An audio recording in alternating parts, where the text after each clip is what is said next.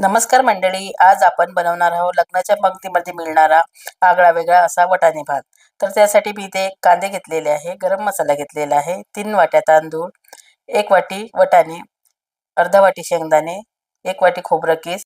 हिरवं वाटण तयार करण्यासाठी लसण, हिरवी मिरची, जिरा आणि सांबार घेतलेला आहे. सुरुवातीला कांदे चिरून घेऊ. कांदे चिरत असताना दोन्ही भाग कांद्याचे कापून टाकायचे आणि वरची साल काढून त्याला साफ करून घ्यायचं. कांदा चिरत असताना याला पातळ असं चिरून घ्यायचं, त्यामुळे तेलामध्ये हे लवकर तळल्या जातात. हिरवी मिरची चिरून घेऊ. हिरवी मिरची चिरत असताना मध्ये याला चिरून घ्यायचं, कारण की फोडणी करताना हिरवी मिरची ही तळकन उडणार नाही. आता हिरवं वाटण तयार करून घेऊ. हिरवं वाटण तयार करताना यामध्ये लसूण, जिरं, हिरवी मिरची आणि थोडा सांबार टाकू आणि याचं एक वाटण तयार करून घेऊ. हिरवं वाटण हे तयार झालेलं आहे. आता वाटाणे भात करायला घेऊ. त्यासाठी मी गॅस सुरू करून त्यावरती कुकर ठेवलेला आहे. आता यामध्ये अर्धी वाटी तेल टाकू. तेल हे गरम होऊ देऊ. तेल गरम झाल्यानंतर यामध्ये कांदे आणि हिरवी मिरची टाकू. याला थोडं होऊ देऊ.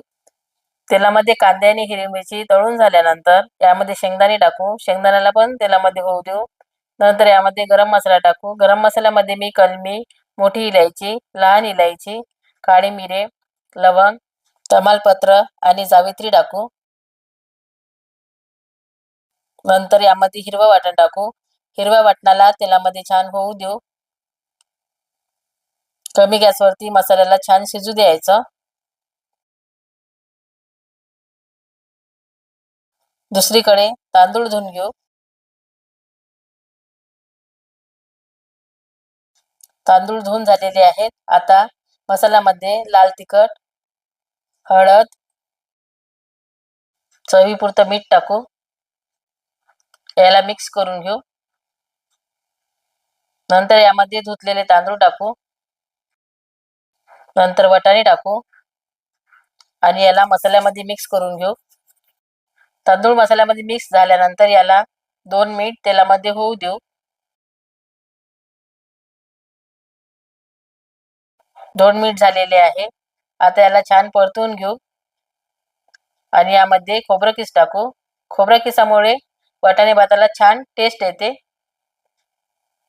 तुम्ही इथे चिरूनही खोबरं टाकू शकता.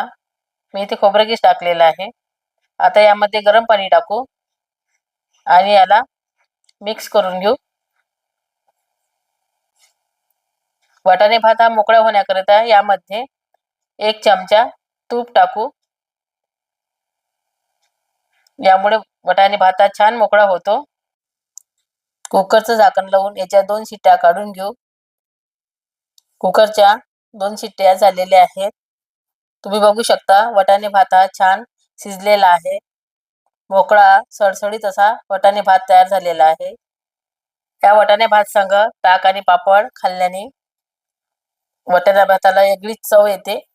आता यावरती सांबार टाकू आणि खाण्याकरता प्लेटमध्ये सर्व करू. असा वाटाणे भात लग्नाच्या पंक्तीमध्ये कोणी कोणी खाल्ला ते मला कमेंट करून सांगा आणि चॅनलला लाईक आणि सबस्क्राईब करायला विसरू नका.